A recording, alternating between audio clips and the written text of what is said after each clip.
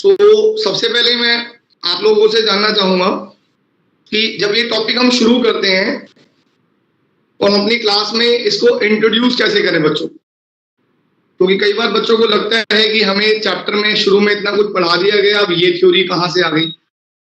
तो मैं आप लोगों से ये जरूर पूछना चाहूंगा कि इस थ्योरी को हम इंट्रोड्यूस कैसे करें अपनी क्लास में, इंट्रोडक्शन कैसे दें।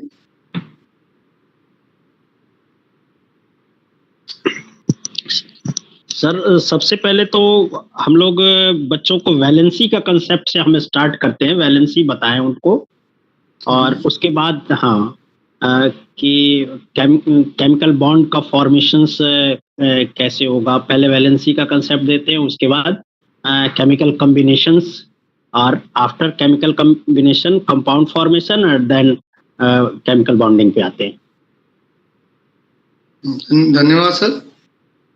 और कोई साथी अपना कॉन्सेप्ट शेयर करना चाहे, अपना एक्सपीरियंस शेयर करना चाहे इस टॉपिक के इंट्रोडक्शन के regarding? Yes sir, my self Gajanan.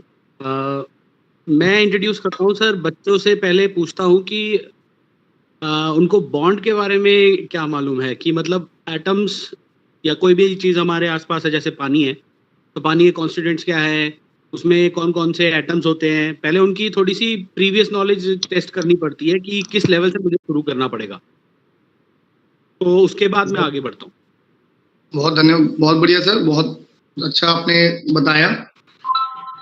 तो बाकी साथियों से भी थोड़ा मैं चाहूंगा कि वो भी अपने व्यू शेयर करें इस टॉपिक को जो चैप्टर हम इंट्रोड्यूस करते हैं, क्योंकि हमें पता है चैप्टर काफी बड़ा है और हम ज्यादा से ज्यादा कंटेंट इसमें डिलीवर्ड करने का होता है हमारा, बच्चों के साथ इंटरेक्शन से डिलीवर्ड करते हैं तो बहुत अच्छा रहेगा। तो और कोई साथी अपना एक्सपीरियंस शेयर करना चाहे? तो थोड़ा रिपल्शन के बारे में बच्चों को हम बता सकते हैं, बिल्कुल इमीडिएट एनवायरनमेंट से कोई एग्जांपल देके। बिल्कुल बढ़िया मैडम। हाँ मैडम, आ रही है बात।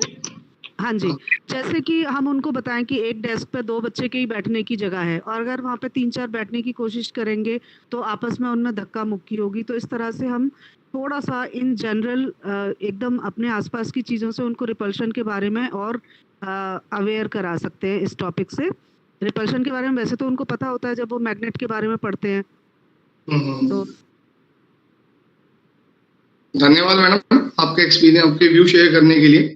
तो ये जो चैप्टर का टॉपिक हम जब बच्चों को शुरू करते हैं, तो जैसा कि आप लोगों ने सबने अपने व्यूज रखे हैं, तो बिल्कुल सबसे पहले हमें यही बताना है कि केमिकल बॉन्ड जो है वो होता क्या है। क्योंकि बच्चों को ये तो पता है कि बॉन्ड होते हैं, उन्हें आयनिक बॉन्ड पता है, कोवेलेंट बॉन्ड पता है, बट उन्हें थोड़ा सा हम इस डिटेल में समझा दें कि भाई केमिकल बॉन्ड जो है वो एक अट्रैक्टिव फोर्स है जो पार्टिकल को बाइंड करके रखती है। तो आप कोई भी एक एग्जाम्पल शुरू करें, जैसे NaCl का एग्जाम्पल आपने ले लिया, आपने उन दोनों को साथ में जोड़ के दिखाया चार्ज के साथ। तो जब आप चार्ज के साथ शो करके उन्हें दिखाएंगे तो उनसे एक बेसिक क्वेश्चन हम नॉर्मली पूछते हैं कि इन दोनों में चार्ज अपोजिट है तो इनमें कोई फोर्स है या नहीं है। तो 10th तक बच्चा पढ़ के आता है कि आयंस में फोर्सेस होती है, तो वहीं से आप इंट्रोड्यूस कर सकते हैं कि केमिकल बॉन्ड एक अट्रैक्टिव फोर्स है। फिर आप उन्हें लुईस स्ट्रक्चर के बारे में बताते हैं और उसकी लिमिटेशंस भी बताते हैं, जो ऑक्टेट रूल वगैरह बनाए गए हैं लुईस एंड पोसेल्स के द्वारा। उसके बाद हम जब इस टॉपिक को इंट्रोड्यूस करते हैं तो सबसे पहले हम बच्चों को ये बता दें कि लुईस कॉन्सेप्ट जो है वो हमारे मॉलिक्यूल की शेप्स को नहीं बताता। क्योंकि मैंने जैसे CO2 का एग्जाम्पल लिया, CO2 को हम तीनों तरीके से बना के दिखा दें, 90 डिग्री पे बना दे, कार्बन के साथ ऑक्सीजन को 180 पे बना दे, और उसके अलावा हम बेंड स्ट्रक्चर बना सकते हैं। उसके बाद बच्चों से ही क्रॉस क्वेश्चनिंग हम करें कि बेटा इन तीनों में से कौन सा स्ट्रक्चर जो है वो लुईस के अकॉर्डिंग सही है। तो नॉर्मल सी बात है, बच्चा जो है वो तीनों ही बोलेगा जी कि सर तीनों स्ट्रक्चर लुईस स्ट्रक्चर ही हैं।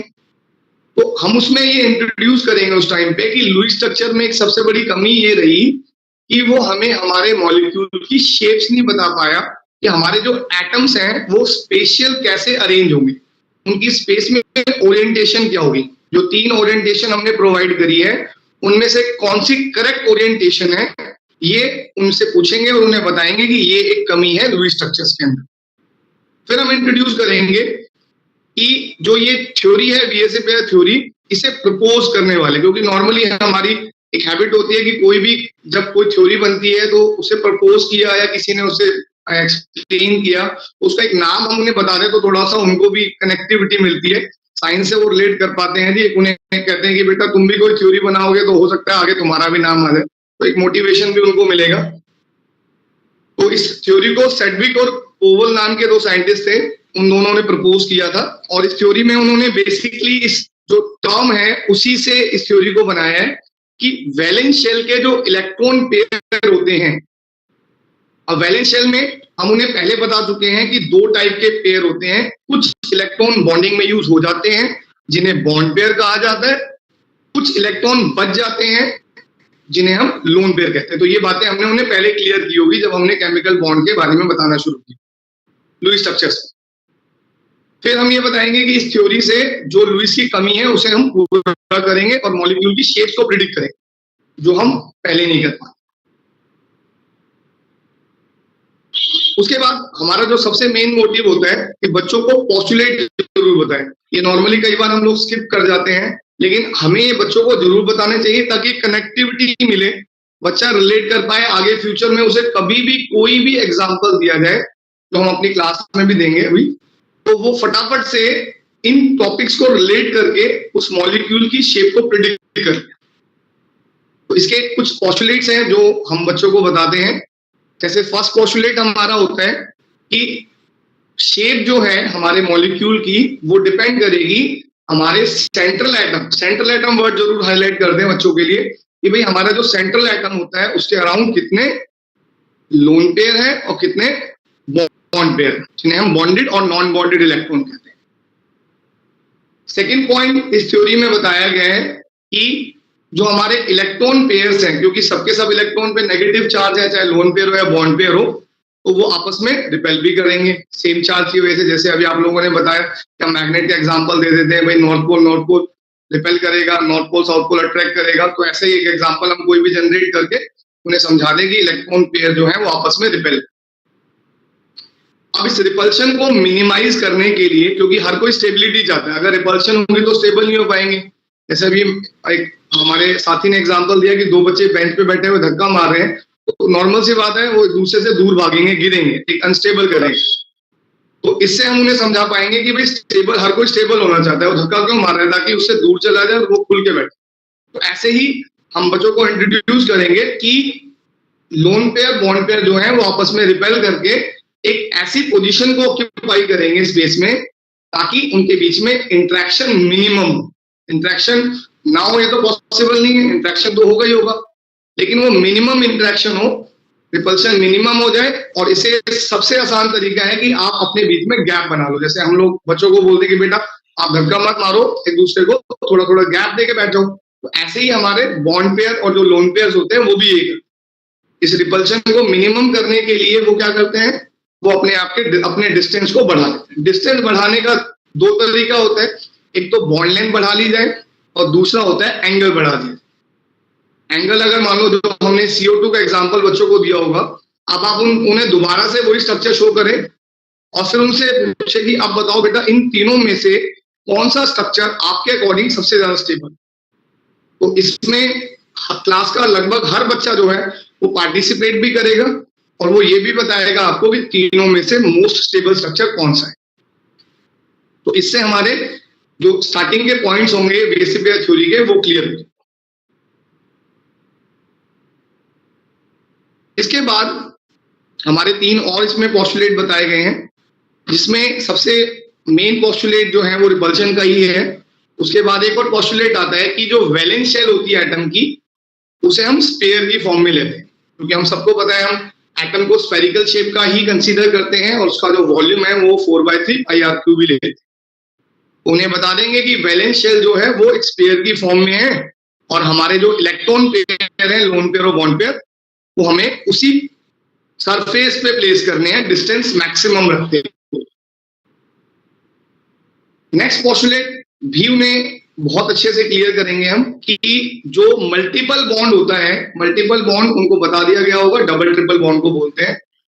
जो डबल ट्रिपल बॉन्ड होता है हमारा, वो एक सिंगल पेयर की तरह ही कंसीडर किया जाए और अगर हमारे मॉलिक्यूल में 2 या 2 से ज्यादा मल्टीपल बॉन्ड है तो उन्हें हम सिंगल सुपर पेयर की तरह कंसीडर करते हैं। अब इस कॉन्सेप्ट में लगभग क्लास के हर बच्चे को इश्यू आता है कि सर क्या मतलब है। तो मैं आप लोगों से जानना चाहूंगा कि अगर ये कॉन्सेप्ट जो बच्चों का अटक जाता है, इसे फिर हम उन्हें कैसे जस्टिफाई करें।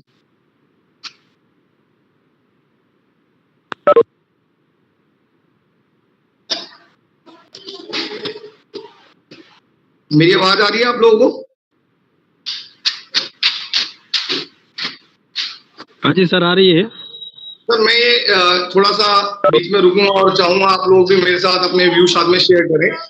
जो हम पोस्टुलेट्स पढ़ाते हैं बच्चों को, इसमें नॉर्मल सी बात है, कहीं ना कहीं किसी ना किसी पॉइंट पे, जैसे अभी मैंने 5th पॉइंट बताया, क्योंकि मेरे साथ जो पर्सनल एक्सपीरियंस है जो मैं आपके साथ शेयर कर रहा हूँ कि लगभग हर बच्चा जो है इस पोस्टुलेट को जरूर पूछना चाहता है, क्योंकि उसे क्वेश्चन आएगा ही आएगा उसके दिमाग में कि मल्टीपल बॉन्ड को हम सिंगल इलेक्ट्रॉन पेयर लेंगे और एक से ज्यादा अगर मल्टीपल बॉन्ड है तो उन्हें सिंगल सुपर पेयर। तो मैं ये चाहूंगा कि आप लोग मेरे साथ मतलब हम आपस में सब कुछ शेयर करें कि इस पॉइंट को हम बच्चों को कैसे क्लियर करें।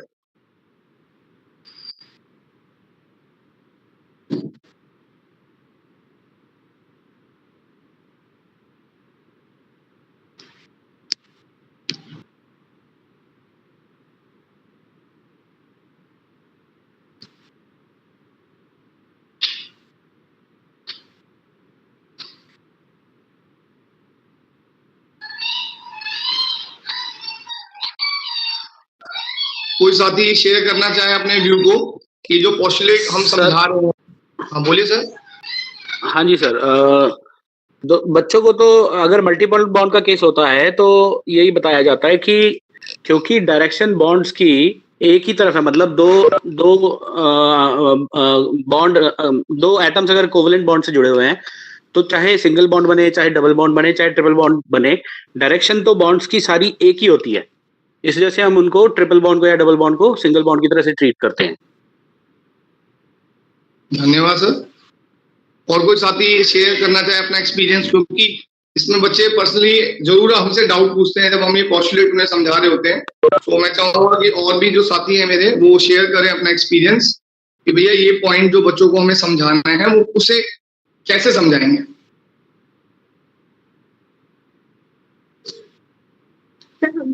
हम बता देते हैं जो बॉन्डिंग जो हो रहे हैं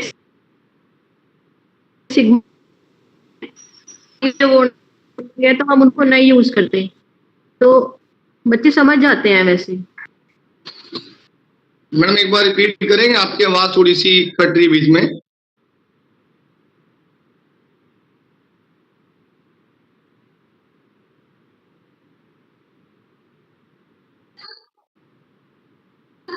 चलो थोड़ा मैडम को सुन नहीं पा रहे हैं।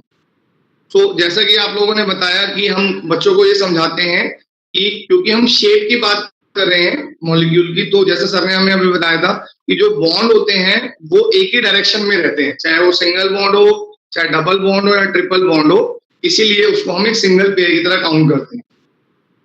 इसमें हम ये चीज भी बता सकते हैं उनको कि जो मल्टीपल बॉन्ड्स में डबल ट्रिपल बॉन्ड जो बनते हैं उनमें से जो एक्स्ट्रा बॉन्ड बने हैं वो मॉलिक्यूल की स्टेबिलिटी को अफेक्ट करने के लिए रिस्पॉन्सिबल होते हैं। ये पॉइंट मैं अपनी तरफ से पर्सनली उन्हें बता देता हूँ कि जो एक्स्ट्रा बॉन्ड बनेंगे वो सबकी डायरेक्शन सेम ही है, तो शेप तो उनसे अफेक्ट होगी। हेलो सर, इसको सर ऐसे भी बता सकते हैं ना कि जैसे जो ये जब हम पढ़ाते हैं उनको तो हम जो है उनको ओवरलैपिंग का कॉन्सेप्ट बताते हैं। तो अगर एंड टू एंड ओवरलैपिंग है तो उससे तो जो है जो हमारा एक्सेल ओवरलैपिंग है उससे तो उनको जो है डायरेक्शन का पता चल गया। और जो ये लैटरल ओवरलैपिंग है जिसकी वजह से डबल बॉन्ड या ट्रिपल बॉन्ड आ रहा है तो ये सिर्फ उनके रोटेशन को फिक्स करने में हेल्प करता है। मतलब जो आपने स्टेबिलिटी की बात कही तो उसको सर हम बता सकते हैं? मैडम एक्चुअली एनसीईआरटी के अकॉर्डिंग हम चलते हैं तो हमारी हाइब्रिडाइजेशन का टॉपिक हमारी वीएसपी थ्योरी के बाद में आता है। कंटेंट हमारा कंटेंट जो बनाया गया है उसमें अगर हम एनसीईआरटी को फॉलो करते हैं तो सबसे पहले हमें VSEPR थ्योरी ही बच्चों को बतानी होती है, हाइब्रिडाइजेशन तो बाद में आता है। तो इसीलिए थोड़ा सा हो सकता है अगर हम टॉपिक्स को मतलब स्टार्टिंग में पहले हाइब्रिडाइजेशन पढ़ा रहे होंगे तो आप लोगों ने जैसे बताया कि आप उसे क्लियर कर देंगे कि भाई ये जो है वो लेटरल ओवरलैपिंग है, एक्सियल ओवरलैपिंग है, ये भी एक तरीका है। बट अगर हम नॉर्मल तरीके से स्टडी करा रहे हैं, मतलब एक सिस्टमैटिक तरीका फॉलो कर रहे हैं, तो उसमें हम नॉर्मली पहले उन्हें VSEPR थ्योरी पढ़ा देते हैं। तो उसमें जैसा कि अभी हमारे एक साथी ने बताया कि उसमें डायरेक्शंस की बात हम बता देते हैं उनको, और दूसरा मैंने स्टेबिलिटी का भी आपको बताया कि जो एक्स्ट्रा बॉन्ड बनते हैं एटम्स में वो स्टेबिलिटी के लिए रिस्पॉन्सिबल होते हैं। जी सर स्टेबिलिटी का तो रीजन है ही, क्योंकि उसका अगर रोटेशन फिक्स कर देगा तो एक तरीके से मॉलिक्यूल स्टेबल ही होता जा रहा है। लेकिन सर जैसे हम उनको ये फैक्ट ही दे रहे हैं ना कि वो स्टेबल हो रहा है, डबल या ट्रिपल बॉन्ड स्टेबिलिटी के लिए है, तो उस चीज को जब हमारा अगला टॉपिक हाइब्रिडाइजेशन आएगा तो उसको हम और अच्छे से एक्सप्लेन कर सकते हैं। तो वी कैन आस्क देम ना कि okay we can also discuss in detail when we come और when we study topic of hybridization. Can we say like this? बिल्कुल मैम, बिल्कुल। सो बिल्कुल आपने जो बताया मैम, ये ही हमारा तरीका होता है कि हम उन्हें बोलते हैं कि हाइब्रिडाइजेशन टॉपिक में आपको ये बता दिया जाएगा जो एक्स्ट्रा बॉन्ड बने हैं वो शेप को अफेक्ट क्यों नहीं करते। उसमें ओवरलैपिंग का कॉन्सेप्ट जब हम इंट्रोड्यूस करेंगे तो उन्हें वो चीज वहां हम और अच्छे से जस्टिफाई करें। अब इसमें जो दो कैटेगरी बनाई गई है उसमें फर्स्ट कैटेगरी में हमने उन मॉलिक्यूल को प्लेस करना है जिनके सेंट्रल एटम के पास कोई भी लोन पेयर नहीं बचे, मतलब उनके वैलेंस शेल में जितने भी इलेक्ट्रॉन्स हैं वो सारे के सारे उनकी बॉन्डिंग में यूज हो जाएंगे। यहाँ टोटल हमारे जो स्टार्टिंग के लेवल यानी कि 11th क्लास के लेवल में है वो हम बच्चों को 5 कैटेगरी पढ़ाते हैं। कुछ टीचर जो है वो 6 कैटेगरी पढ़ा देते हैं, बट हम 5 नॉर्मल कैटेगरी जो पढ़ाते हैं उसमें हम डिस्कस करते हैं AB2, AB3, AB4, AB5 और AB6। तो AB2 तो लीनियर होगा। लीनियर क्यों होगा? क्योंकि 2 एटम हमारे जो सेंट्रल एटम से जुड़े हैं उन्हें अपने आप को अगर मैक्सिमम डिस्टेंस पे रखना है तो डिस्टेंस को मैक्सिमम रखने में जो एंगल है वो 180 डिग्री ही सुटेबल एंगल है। इसीलिए जो AB2 की शेप ज्योमेट्री बनती है वो लीनियर बनती है। AB3 में हम उन्हें बता देंगे कि भाई जो पूरा का पूरा 360 का जो एंगल है पूरा का पूरा, उसमें 3 एटम्स को आपको प्लेस करना है। तो 360 को उन 3 से डिवाइड करके देख लो कितना एंगल आ रहा है। इससे बच्चा जस्टिफाई भी हो जाएगा बच्चे के लिए कि why they are present at 120 degree angle. और AB3 की जो शेप रहेगी, जब ज्योमेट्री रहेगी वो क्या रहेगी? Trigonal plane. तो इनको हम इनकी शेप से भी रिलेट करेंगे बच्चों के समझ में, जो थोड़ा ज्यादा आएगा। पैरेलली हम उन्हें एग्जांपल भी देते रहे। जैसे हमारे एग्जांपल्स होते हैं, आप कोई भी एक सुटेबल एग्जांपल लेके जिसमें सेंट्रल एटम के पास 2 इलेक्ट्रॉन पेयर हो या 4 इलेक्ट्रॉन पेयर हो। 2 इलेक्ट्रॉन पेयर है तो सिंगल बॉन्डेड एटम्स को जोड़ देंगे। और हमें एक नॉर्मल जो तरीका फॉलो करते हैं हम लोग कि हम बच्चों को ये पहले क्लियर कर दें 4-5 एटम्स हमारे ऐसे हैं जो साइड एटम्स का रोल सबसे ज्यादा प्ले करते हैं। उसमें हैलोजन्स आते हैं हमारे, क्लोरीन, क्लोरीन, ब्रोमीन, आयोडीन।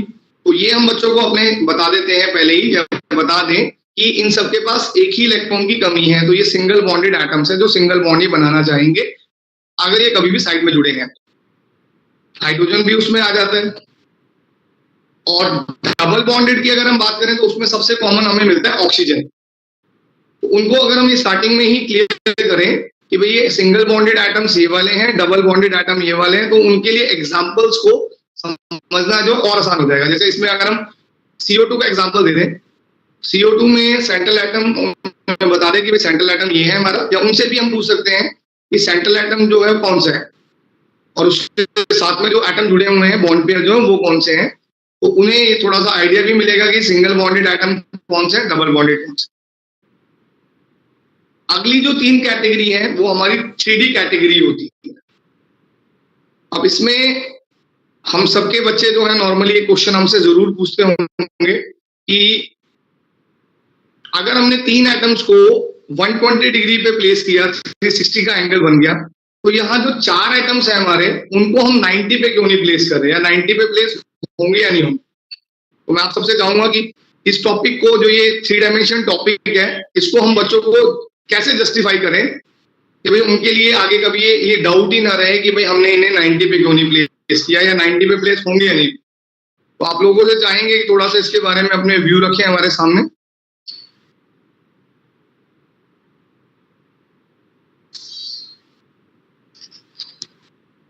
कोई भी साथी?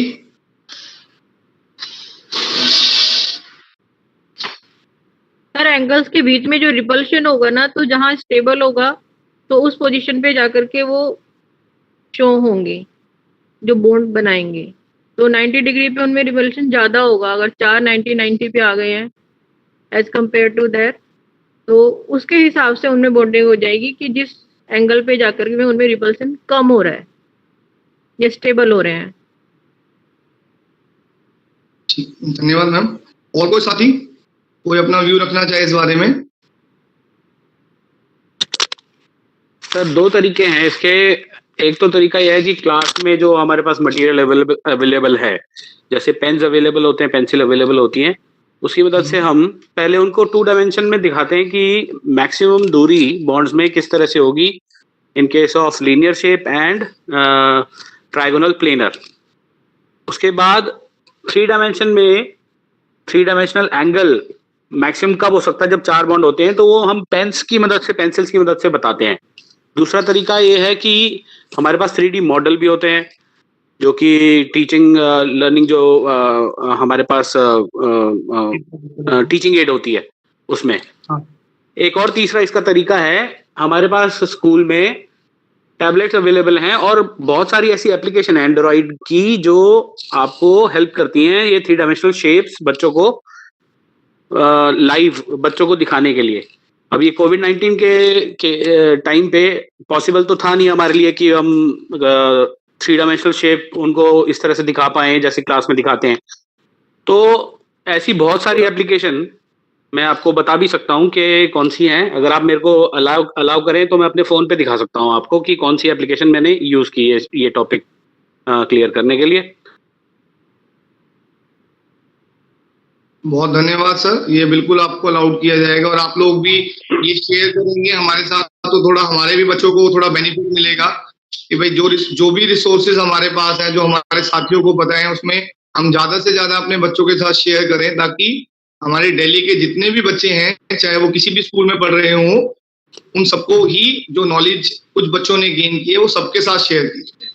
तो मैं आपसे रिक्वेस्ट भी करूंगा कि आप इस चीज को बाद में हम लोगों के साथ शेयर भी करें, ये टॉपिक्स हम बच्चों को कैसे, क्योंकि ये 3 डायमेंशन टॉपिक्स जो रहते हैं, कई बार हम बच्चों को कहते हैं इमेजिन कर लो, लेकिन इमेजिनेशन से ज्यादा व्यू आपको एक वीडियो व्यू जो है, जैसे सर ने अभी बताया हमें कि हम वीडियोज हैं अलग अलग, आज के टाइम पे हमारे पास टैब है, तो ये थोड़ा उन्हें अगर हम शो करते हैं अलग अलग रिसोर्सेज के थ्रू, तो ये इस टॉपिक को एक्सप्लेन करने में हमारे स्टूडेंट्स की बहुत ज्यादा हेल्प करता है और इसके बेसिस पे फिर आपको उनको प्रॉपर्टीज को समझाने में भी बहुत ज्यादा आसान होता है आपके लिए, क्योंकि कहीं ना कहीं हमारी जो प्रॉपर्टीज होती है वो हमारे मॉलिक्यूल के स्ट्रक्चर से भी रिलेटेड होती है।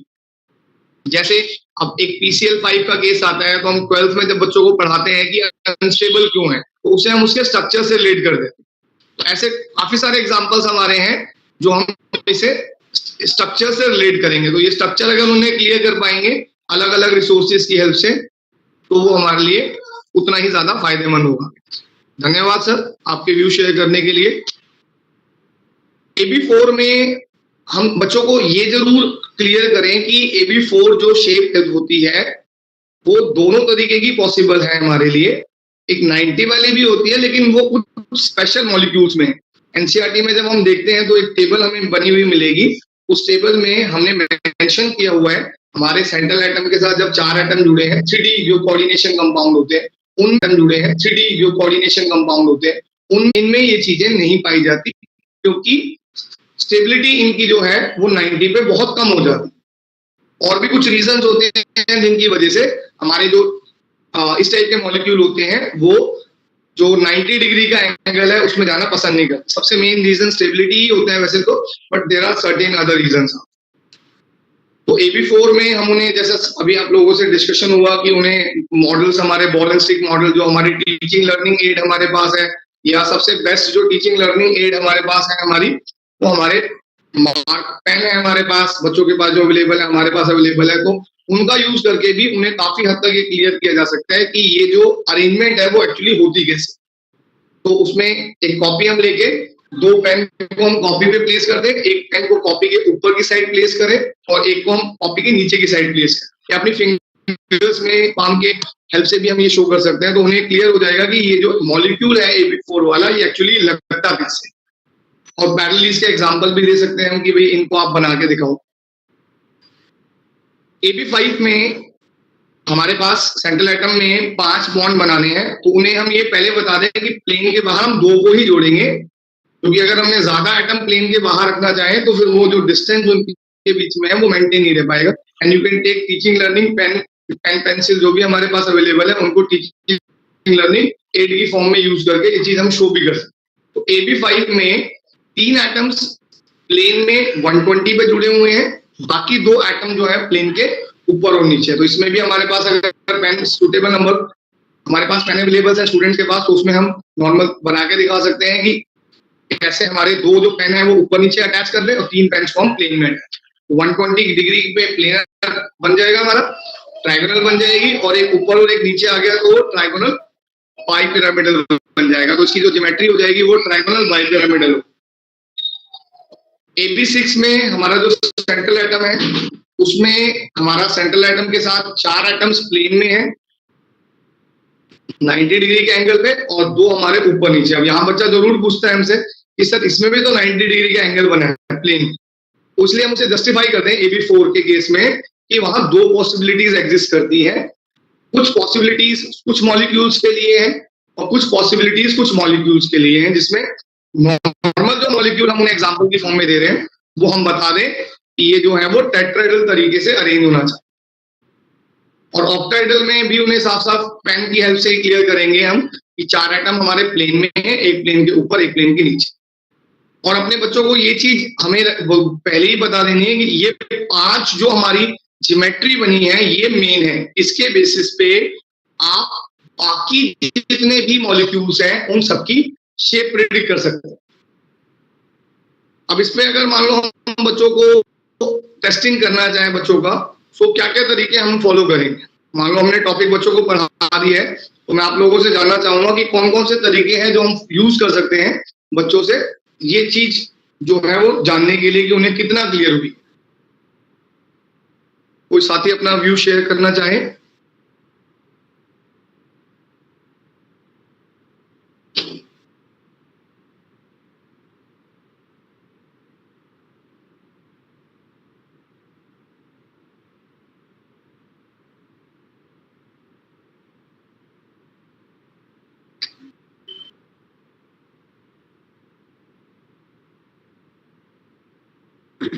सर जिस तरह से हमने उनको समझाया है पेन का एग्जाम्पल लेके, तो उसी तरह से हम 2 या 3 बच्चों को इकट्ठा बुला सकते हैं और उनको हम सेम तरीके से कह सकते हैं कि बेटा टेट्राहेड्रल स्ट्रक्चर को आप शो कीजिए या जो भी स्ट्रक्चर है उसको शो करें, तो उससे हमें पता चल जाएगा कि किस बच्चे को समझ आया, किसको नहीं आया, कौन एक्सप्लेन कर पा रहा है, कौन नहीं कर पा रहा है। बिल्कुल मैडम, एक छोटा सा काम और हम कर सकते हैं, जैसे कि अभी आपने बताया, हम ग्रुप बना के बच्चों को ये चीज एज ए होमवर्क दें कि भाई आप कोई भी छोटी बॉल वगैरह, जैसे नॉर्मली हम पेपर की बॉल प्रिपेयर करें और उसे हाईलाइट कर दें कोई भी मॉलिक्यूल के एग्जांपल देके, और उनसे ये चीजें जो है हम प्रैक्टिकली जैसे मॉडल हम बनाते हैं, मॉलिक्यूलर मॉडल कई बार हम परचेज करके लाते हैं, तो ये उन्हें हम दे सकते हैं। ये चीज जो है उनके बहुत बेनिफिट होगी, और आगे आने वाले टाइम में जो नए बच्चे होंगे उनके लिए भी हमारे पास एक teaching learning aid already prepare हो जाएगा कि आपको ये मॉलिक्यूल है, क्लास में हमने एक्टिविटी प्रोवाइड कर दी कि इस मॉलिक्यूल में इस एटम को किसी एक कलर से हाईलाइट करो, बाकी एटम्स को अलग कलर से हाईलाइट करो। तो ये हम एज ए होमवर्क जो है बच्चों को प्रोवाइड कर सकते हैं। धन्यवाद मैडम। इसके बाद जो नेक्स्ट कैटेगरी आती है हमारी, वो आती है उन मॉलिक्यूल। सर मैं एक चीज पूछना चाहूंगा। बोलिए sir. Sir ball and socket model बच्चों को अगर हम बनाने के लिए बोलें, तो ऐसा कौन सा मटेरियल है जो इजीली अवेलेबल होगा और जिससे बच्चे आसानी से बना भी पाएं? क्योंकि हम बोल तो देंगे लेकिन फिर उनके लिए ये सब चीजें एडवाइस करना हमारे लिए जरूरी होगा ना कि कैसे बना सकते हो। सर क्ले तो का इसमें ले सकते हैं ना, क्ले और टूथपिक सर क्ले भी ले सकते हैं, मैच क्ले जो स्टिक्स ले सकते हैं। क्ले मैम काफी हैवी हो जाएगी और फिर वो उसको स्टे कराना मुश्किल हो जाएगा। और बॉल बन जाती है सर बहुत इजीली, और उसमें इसमें हम जैसे नॉर्मल पेपर है अपना वेस्ट पेपर जो होता है खुला रखते हैं, उसे राउंड तो हार्ड करके हो जाती है बाद में सर, उसको खुला ओपन छोड़ देते हैं तो वो हार्ड भी हो जाती है क्ले। हार्ड भी हो जाती है, वो परमानेंटली रहती है वो। Yes yes. ओके बॉल के साइज को छोटा रख सकते हैं, उसको कलर भी कर सकते हैं ताकि हम अलग अलग एलिमेंट्स को दिखा पाएं ड्राई करने के बाद। Okay okay okay, thank you ma'am.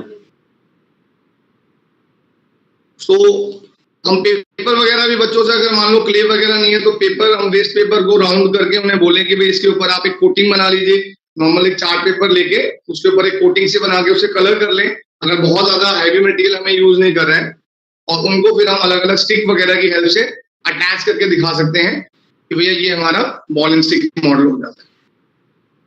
Next जो कैटेगरी हम बच्चों के साथ डिस्कस करते हैं वो है हमारी लोन पेयर। एक चीज और शेयर करूंगी मैं कि जैसे हम ये बच्चों को ग्रुप एक्टिविटी दे सकते हैं कि वो छोटी जो प्लास्टिक की बॉल्स होती हैं उनके साथ स्ट्रॉ यूज करें, जिससे बड़ा मॉडल बनेगा जो इजीली फिर बाद में हम क्लास में अगर आगे से दिखाएंगे तो पीछे तक के बच्चे को नजर आएगा वो।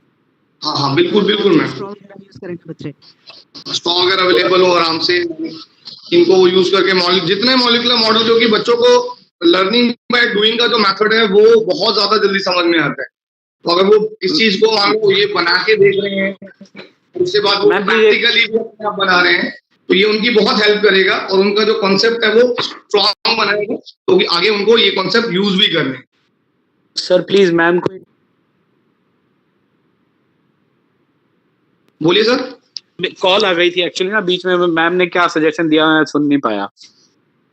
मैम ने एक्चुअली ये कहा है कि जो हम बॉल वगैरह यूज कर रहे हैं उसमें बड़े वाले स्ट्रॉ यूज करके, जो हमारे स्ट्रॉ पाइप्स वगैरह होते हैं उनको यूज करके हम जी जी। और जो स्मॉल साइज बॉल आती है हार्ड होती है जो, या थोड़ी वैसी ले लें जिसमें इजीली बच्चे होल्ड कर सकते हैं। बिल्कुल बिल्कुल मैम। तो इसमें आप जो हम बच्चों को एक्सप्लेन करते हैं, जो नेक्स्ट कैटेगरी है, इसको हम हमेशा प्रीवियस नॉलेज से रिलेट कर दें ताकि उन्हें ये चीज परमानेंट रहे, वरना इतनी सारी कैटेगरी कई बार बच्चा भी कंफ्यूज हो जाता है कि कौन सी कैटेगरी है। तो इसमें जैसे हम बॉन्ड पे लोन पेयर की क्वांटिटी को टोटल ऐड करके उसे बोल दें कि टोटल जो नंबर है बॉन्ड पेयर और लोन पेयर का मिला के वो पिछले वाली किस कैटेगरी से मैच कर रहे हैं।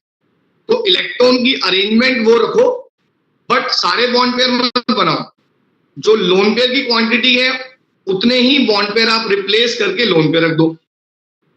और साथ में उनको ये चीजें जैसे मॉडल्स वगैरह की हेल्प से हम थोड़ा और अच्छे से एक्सप्लेन कर पाएंगे। AB2E में 2 बॉन्ड पेयर 1 लोन पेयर है, उसकी शेप बेंट होगी। AB3E में 3 बॉन्ड पेयर 1 लोन पेयर है, तो जैसे 4 हो गए, 4 में उसकी अरेंजमेंट टेट्रल अरेंजमेंट है, बट क्योंकि उसके पास सारे बॉन्ड पेयर नहीं है तो उसका एक बॉन्ड पेयर हमने रिप्लेस कर दिया लोन पेयर से और उसको बता दिया कि अब ये जो लोन पेयर है ये शेप के लिए ज्योमेट्री के लिए रिस्पॉन्सिबल नहीं है, अब इसके लिए बॉन्ड पेयर देखो बस, इसकी शेप का जो नाम है वो ट्रायंगुलर पिरामिडल। ऐसे ही नेक्स्ट में 2 बॉन्ड पेयर 2 लोन पेयर है तो ये बैंड शेप हो जाएगा। Next 4 bond pair 1 lone pair है, टोटल मिला के 5 हो गए। अरेंजमेंट ट्रायंगुलर बाइपिरामिडल वाली रखेगा बच्चा, उसमें से हम ये पहले ही उसे बता चुके हैं कि एंगल कितने कितने हैं। अब इसमें हम उसकी भी हेल्प ले सकते हैं कि अब आपके हिसाब से कौन सा एटम हमें हटाना है ताकि मिनिमम रिपल्शन बचे, रिपल्शन मिनिमम हो। तो 90 वाला तो बच्चा बोलेगा नहीं, वो भी यही बोलेगा कि हमें 120 वाला रिप्लेस करना है। तो ये जो हमारे नॉर्मल तरीके हैं ये इस टॉपिक को काफी हद तक बच्चों के लिए आसान बना। 3 बॉन्ड पेयर 2 लोन पेयर, इसमें भी वही अरेंजमेंट रखेंगे बट 2 लोन पेयर 120 पे प्लेस करेंगे, इसे टी शेप या बैंड टी शेप बोलते हैं। 5 लोन पेयर 1 बॉन्ड पेयर हो उसमें स्क्वायर पिरामिडल बनता है। 4 बॉन्ड पेयर 2 लोन पेयर हो उसके अंदर स्क्वायर प्लेनर बनता है। तो ये जो टॉपिक है उनके लिए बहुत ज्यादा हेल्पफुल रहेगा। साथ में जो हम एक नॉर्मल हम बच्चों के साथ जरूर एक्सरसाइज फॉलो करें कि उन्हें कुछ ऐसे भी मॉलिक्यूल्स प्रोवाइड करें जिसमें सेंट्रल एटम के साथ एक से ज्यादा टाइप के एटम जुड़े हों और उन्हें फिर ये प्रिडिक्ट करने के लिए दें कि ये जो हमारा मॉलिक्यूल है किस कैटेगरी से बिलोंग करता है। कोई ऐसा एग्जांपल आप मेरे साथी को शेयर करना चाहें, थोड़ा सा टिपिकल बना के, ताकि बच्चा जो है ये भी क्लियर कर पाए कि अगर उसे ऐसा कोई एग्जांपल मिलता है पेपर में तो वो इन्हें इस कैटेगरी में कैसे प्लेस करे। कोई भी मेरा साथी शेयर करना चाहे इस चीज को। फिर जैसे हम CH2Cl2 ले सकते हैं, CHCl3 ले सकते हैं टेट्राहेड्रल एक्सप्लेन करने के लिए। ये ऐसे एग्जांपल्स हैं जो फेमिलियर हैं बच्चों के लिए और उन्होंने पहले भी पढ़े हुए हैं। बिल्कुल मैडम, बिल्कुल सही आपने कहा। इसमें एक चीज जो हम फॉलो करें हमेशा, जो मेरा पर्सनल सजेशन है, कि उन्हें हम 4 स्ट्रक्चर भी बताएं। जैसे हमने न्यूट्रल मॉलिक्यूल उन्हें बता दिए काफी ज्यादा, इसके साथ साथ 4 जो स्ट्रक्चर हैं जहां एक ही टाइप का एटम जुड़ा है। जैसे हमारा I3- का स्ट्रक्चर बड़ा कॉमन है, बहुत बार पूछा जाता है I3-, तो वो स्ट्रक्चर हम बच्चों को दें। और ऐसे ही जीनोन के जो स्ट्रक्चर्स हैं वो भी बच्चों को दें, ताकि हम उनसे ही ये प्रिडिक्ट कराएं थी कि ये जो मॉलिक्यूल है किस कैटेगरी में बिलोंग करे, ताकि ये जो लर्निंग है बच्चे की इतनी ज्यादा स्ट्रांग हो कि आगे चल के उसे कभी भी इस चीज में दिक्कत ना आए। क्योंकि ये टॉपिक हमारे 12th में भी बहुत ज्यादा हेल्पफुल है। 12th में भी बच्चों के लिए पी ब्लॉक जो चैप्टर है उसमें स्ट्रक्चर आते ही आते हैं, तो अगर उसने 11th में बहुत अच्छे से स्ट्रॉन्ग कर लिया तो 12th में भी उसके लिए स्कोर करना बहुत आसान हो जाए। इसके बाद हमारा वैलेंस बॉन्ड थ्योरी आती है, ये खत्म हो जाता है तो वैलेंस बॉन्ड थ्योरी हमारी है, उसका इंट्रोडक्शन देने से पहले हम ये बता देंगे कि हमारी VSE पेयर थ्योरी में क्या प्रॉब्लम थी। क्योंकि शेप तो उसने हमें बता दी कि ये शेप है, लेकिन उन शेप्स का फॉर्मेशन कैसे हुआ, ऑर्बिटल की इन्वॉल्वमेंट क्या हुई, वो सारी बातें हमारी VSE पेयर थ्योरी ने हमें नहीं बताई है। तो ऑर्बिटल्स की इन्वॉल्वमेंट को समझाने के लिए एक और थ्योरी हमें बनानी पड़ी, जिसका नाम वैलेंस बॉन्ड थ्योरी है, जिसको हिटलर एंड लंडन ने स्टार्टिंग में इंट्रोड्यूस किया। उसके बाद पॉलिंग और जो बाकी साइंटिस्ट थे उन्होंने उसको और एडवांस बनाया। वैलेंस बॉन्ड थ्योरी में ज्यादातर हम लोग जो है वो हाइड्रोजन मॉलिक्यूल के एग्जांपल को देते हैं कि हमारा जो हाइड्रोजन मॉलिक्यूल है वो कैसे फॉर्म हुआ है। कोई साथी शेयर करना चाहे वैलेंस बॉन्ड थ्योरी को हम इंट्रोड्यूस करने के बाद किस लेवल तक बच्चों को पढ़ाते हैं, कोई भी शेयर करे अपने व्यूज।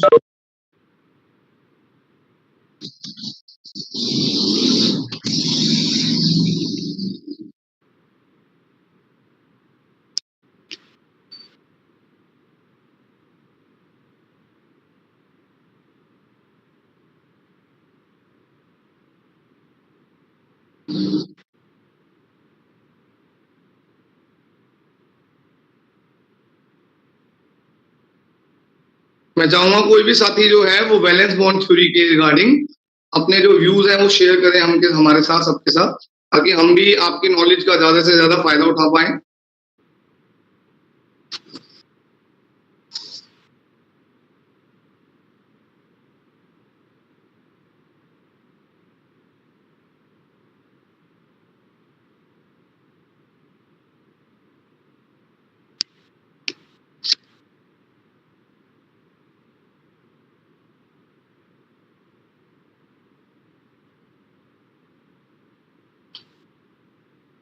चलिए सर, कोई नहीं। तो वैलेंस बॉन्ड थ्योरी में जो मेन जो हमारा है, क्योंकि उन्हें हमें पहले क्लियर कर देना है कि वैलेंस बॉन्ड थ्योरी का जो मैथमेटिकल पार्ट है वो हमें नहीं पढ़ाया जा रहा। हमारे लिए सिर्फ जो बेसिक इंफॉर्मेशन बच्चों को डिलीवर्ड करनी है वैलेंस बॉन्ड थ्योरी के रिगार्डिंग, वो ऑर्बिटल ओवरलैपिंग और एटम्स से मॉलिक्यूल का फॉर्मेशन किस कंडीशन में होगा। तो यहाँ हम बच्चों को जो बताते हैं वो जो सबसे जरूरी बात ये बताते हैं कि जब एटम पास में आएंगे तो क्लोज आते ही उनके अंदर कुछ न्यू अट्रैक्टिव और कुछ न्यू रिपल्सिव फोर्सेस जनरेट होंगी। उन फोर्सेस का मैग्नीट्यूड जो है वो ये डिसाइड करेगा कि एटम्स का कॉम्बिनेशन पॉसिबल होगा या नहीं होगा। अगर अट्रैक्टिव फोर्सेस हमारी ज्यादा है मैग्नीट्यूड में तो हमारा मॉलिक्यूल फॉर्मेशन होता है। अगर रिपल्सिव फोर्सेस का मैग्नीट्यूड ज्यादा हो जाएगा तो एटम्स कंबाइन नहीं हो पाएंगे और मॉलिक्यूल का फॉर्मेशन नहीं हो पाएगा। इसमें हाइड्रोजन हमारे लिए एक सबसे सुटेबल एग्जांपल है। 2 हाइड्रोजन के एटम्स हैं स्टार्टिंग में, जो काफी दूर दूर हैं, धीरे धीरे वो क्लोज आना शुरू हुए। तो ये एनर्जी, पोटेंशियल एनर्जी कर्व जो होती है, ये हमें बच्चों को एक्सप्लेन कर देनी है कि जब वो पास पास आते हैं तो धीरे धीरे जो इंटरैक्टिव इंटरेक्शन है वो उन एटम्स की एनर्जी को रिलीज करना शुरू करती है, तो एनर्जी डिक्रीज होगी।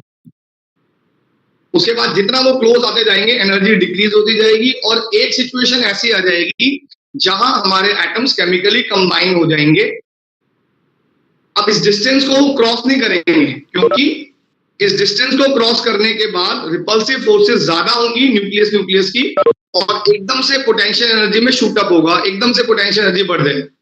तो एक एनर्जी का जो कर्व है हमारा, वो हमारे बच्चों को ये समझाने में बहुत ज्यादा हेल्प करेगा कि हमारा मॉलिक्यूल फॉर्मेशन किस डिस्टेंस पे जाके होगा, कौन सा ऐसा डिस्टेंस है जहां हमारे एटम केमिकली एक दूसरे से कंबाइन हो जाएंगे और उससे ज्यादा क्लोज वो क्यों नहीं है। तो हाइड्रोजन का एग्जांपल हम दे सकते हैं इसके अंदर, जो नॉर्मली हमसे पूछा भी जाता है एग्जाम में। और लास्ट में आप लोगों का सबका धन्यवाद ऑपरेट करने के लिए और इस सेशन को इंटरेक्टिव बनाने के लिए। धन्यवाद संजय जी।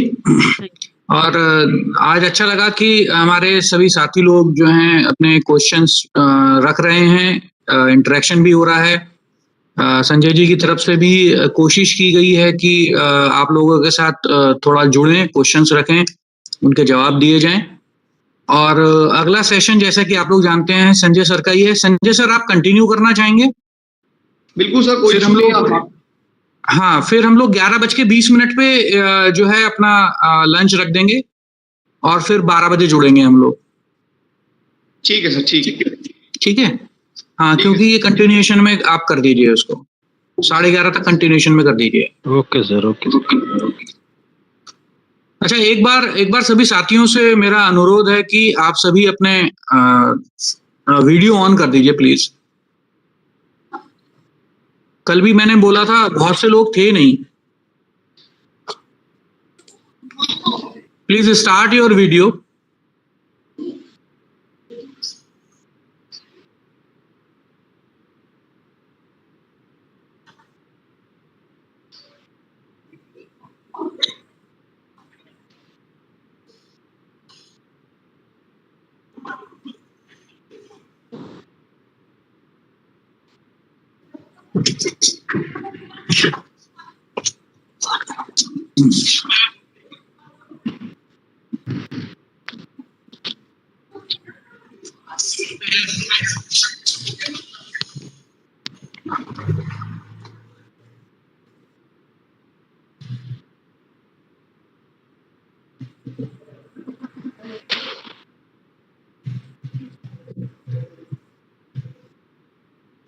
मैं एक सूचना देना चाहता हूं आप सभी को कि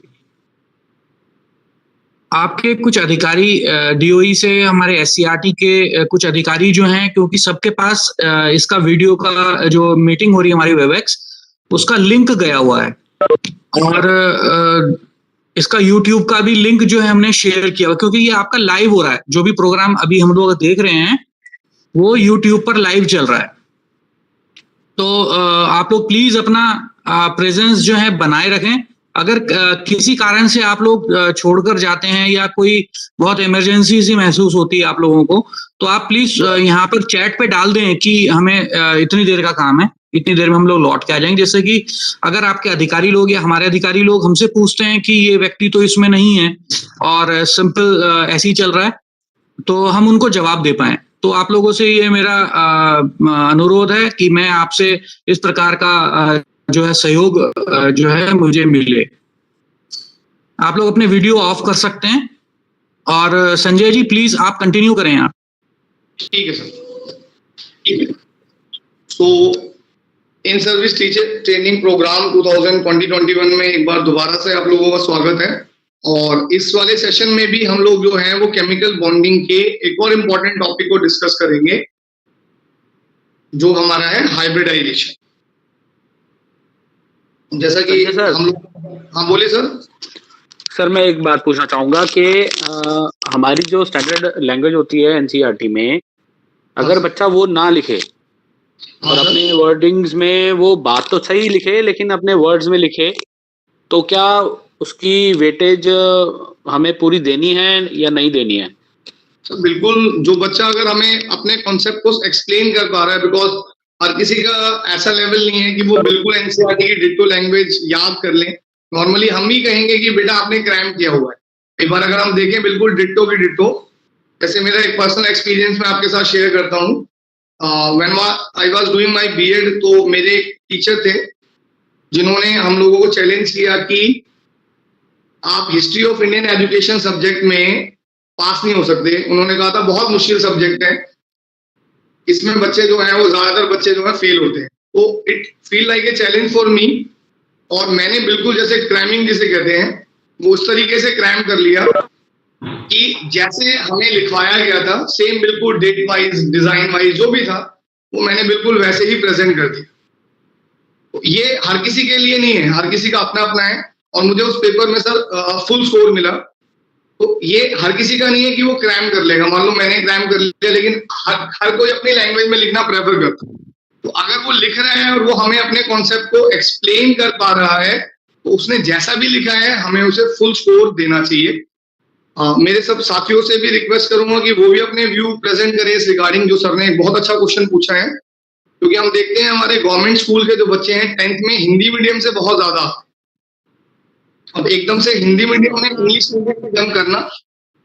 बोलिए मैम। कई बार ना हमारे सेमिनार्स वगैरह में भी कहते हैं कि आप बिल्कुल बच्चे को जैसी लैंग्वेज में समझ आए, चाहे एक लेमैन वाली लैंग्वेज में आप उसको समझाइए, कॉन्सेप्ट उसको क्लियर होना चाहिए। अगर वो उसी तरह से एक्सप्लेन करता है तो we have to give him full marks for that. बिल्कुल मैम, बिल्कुल। क्योंकि देखो हम सब ऐसा नहीं है कि एकदम से ही जो हिंदी मीडियम से एकदम से ट्रांजिशन हो रहा है उस बच्चे का, और उसे यहाँ 11th में साइंस में सारे सब्जेक्ट इंग्लिश मीडियम में पढ़ने पड़ रहे हैं, तो कहीं ना कहीं वो टाइम लेते हैं। तो तब तक वो कोशिश करेगा। नॉलेज, हम उसकी नॉलेज को देख रहे हैं, ना कि हम उसकी लैंग्वेज को। बिल्कुल बिल्कुल मैम, नॉलेज जो है उस बच्चे को अगर है तो उसे हमें फुल मार्क्स देने ही चाहिए। जी सर, थैंक यू। सो ये जो हाइब्रिडाइजेशन का टॉपिक है हमारा, that concept was introduced by polling. Polling ने ये कॉन्सेप्ट इंट्रोड्यूस जो किया था वो इस पर्पज से किया था ताकि हम जो वीवीटी ने हमें एक क्वालिटी दी है कि हमारी ऑर्बिटल्स की ओवरलैपिंग होती है, और वीएसईबीआर थ्योरी ने जो हमें शेप्स के बारे में बताया, तो उन दोनों को कहीं ना कहीं कंबाइन किया जाए ताकि हम अपनी ऑर्बिटल्स की मिक्सिंग से, या कह सकते हैं ऑर्बिटल्स की ओवरलैपिंग को कंसीडर करते हुए मॉलिक्यूल की शेप्स को और ज्यादा बेटर ढंग से समझ पाए। अब हाइब्रिडाइजेशन क्या है, इसमें जब हम इंट्रोड्यूस करते हैं नॉर्मली तो हम मिक्सिंग का एग्जांपल देते हैं कि जैसे हमने कोई वेजिटेबल बनानी है, अब हमारे पास थोड़े थोड़े से वेजिटेबल्स पड़े हुए हैं, तो हमने क्या किया जी, हमने उन सारे वेजिटेबल्स का थोड़ा थोड़ा जो अमाउंट हमारे पास पड़ा हुआ था हमने मिलाकर एक नई वेजिटेबल प्रिपेयर कर दी, नई, जिसको हम मिक्स वेज का नाम देते हैं। तो उसी तरीके से हमारे सेंट्रल एटम के पास वैलेंस शेल में जो ऑर्बिटल्स हैं अब वो अलग अलग शेप्स की हैं, अलग अलग एनर्जी भी है उनकी। तो सेंट्रल एटम क्या करता है, उन वैलेंस शेल की ऑर्बिटल्स को मिक्स कर लेता है, और मिक्स करके एक new set of orbitals generate करता है which are of same energy and same shape. उन सब की एनर्जी और उनकी जो शेप होगी वो हमेशा सेम रहेगी। इस इंटरमिक्सिंग के प्रोसेस को हम हाइब्रिडाइजेशन का नाम देते हैं, और जो नई ऑर्बिटल बनेंगी उनको हम हाइब्रिड ऑर्बिटल्स कहते हैं। तो ये थोड़ा सा बच्चे के लिए और अच्छा रहेगा कि हाँ भाई ये थ्योरी जो है पुरानी थ्योरी का दोनों का कॉम्बिनेशन, जो पुरानी थ्योरी में बातें बताई ओवरलैपिंग की वो भी इसमें कंसीडर की गई हैं, और शेप जो हमारी वीएसईबीआर थ्योरी ने प्रेडिक्ट करी है वो सारी शेप भी इसमें कंसीडर की गई है। अब इसके फीचर्स भी हमें बच्चों को जरूर बताने हैं, क्योंकि कई बार हम लोग ये बच्चों पे छोड़ देते हैं कि आप पढ़ लेना, लेकिन हमें पढ़ने के लिए देने हैं, लेकिन उसके साथ डिस्कशन करना है। सिर्फ डिक्टेशन मोड में नहीं रखेंगे हम इसको, पहले हम बच्चों को रीडिंग के लिए दे सकते हैं कि लास्ट में जैसे हमने क्लास के एंडिंग में टॉपिक दे दिया, हाइब्रिडाइजेशन शुरू हुआ हमारा, कि आज आपको एक टॉपिक पढ़ के आना है और इसके फीचर्स वगैरह हम डिस्कस करेंगे। क्योंकि अगर हमारा 2-वे प्रोसेस होगा तो ये उसके लिए ज्यादा फायदेमंद होगा, उसकी लर्निंग को और ज्यादा इनहेंस करेगा। सो फीचर्स में हम उसको सारे के सारे फीचर्स बताएंगे। पहला फीचर्स हमारा ये है कि जो हमारी हाइब्रिड ऑर्बिटल जनरेट होंगी वो हमेशा एटॉमिक ऑर्बिटल्स के मिक्सिंग पे डिपेंड करेगी। अगर आपने 4 ऑर्बिटल मिक्स करी हैं तो 4 ही नहीं हाइब्रिड ऑर्बिटल्स बनेंगी। नेक्स्ट हमारी जो हाइब्रिड ऑर्बिटल्स होती हैं उन सब की एनर्जी और उन सब की शेप एक जैसी होती है। तीसरा पॉइंट हम बताएंगे कि जो हाइब्रिड ऑर्बिटल्स हमारी बनती हैं उनके अंदर जो बॉन्ड बनाने की टेंडेंसी है, जो इफेक्टिवनेस है, वो ज्यादा होती है एटॉमिक ऑर्बिटल से, यानी उनके जो बॉन्ड बनते हैं वो बहुत ज्यादा स्ट्रॉन्ग होते हैं एटॉमिक ऑर्बिटल्स। और लास्ट की जो हाइब्रिड ऑर्बिटल्स होती हैं वो भी स्पेस में कनेक्टेड होती हैं, यानी उनकी भी एक स्पेशल अरेंजमेंट होती है। इसमें हम एग्जांपल दे सकते हैं पुराने वाले कोई भी जो पुरानी थ्योरी पढ़ाई है, जैसे हमने BCl2 का एग्जांपल दे दिया कि हमारे जो 2 बॉन्ड है वो स्पेस में ओरिएंटेड है, तो इससे हम स्पेशल ओरिएंटेशन कहते हैं। अब हाइब्रिडाइजेशन की कंडीशंस भी है हमारी, 4 कंडीशंस हमें उन्हें समझानी है बच्चों को कि जो वैलेंस शेल की ऑर्बिटल्स है उन्हीं को हम यूज करेंगे हाइब्रिडाइजेशन। तो बच्चे के लिए जो सेंट्रल एटम है उसे आइडेंटिफाई करना बहुत जरूरी हो जाता है, क्योंकि कई बार हमने देखा है बच्चे जो है वो हाइब्रिडाइजेशन में, कुछ बच्चे जो होते हैं वो उस चीज को लेके कंफ्यूज हो जाते हैं कि कौन से एटम की हाइब्रिडाइजेशन हम कैलकुलेट करेंगे। तो सेंट्रल एटम हम उसे फोकस करके रखें।